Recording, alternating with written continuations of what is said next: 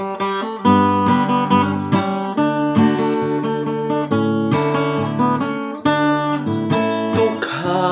kaniadto na ay manuktok nga mga tawo, apan ang ilahang tuktukon kadto na lambigit sa shabu.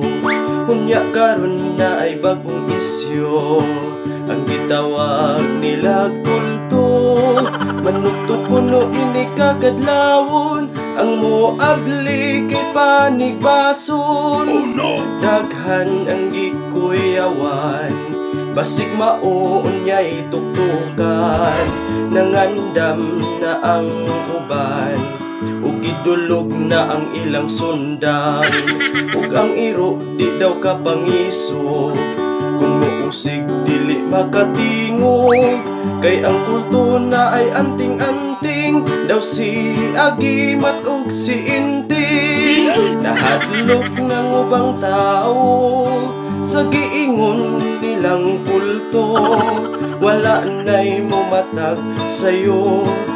Adto na lang sa alas 5, nagkabalo ang akong silingan. Ginervyuso daw na lisang, dili na siya magawas-gawas, basin punog na ay manigbas. Pagkakadlaw na ay nanuktok, nagkurog siya sa kahadlok. Nikuha siya og 2 por 2 para iyahang ipamuspos.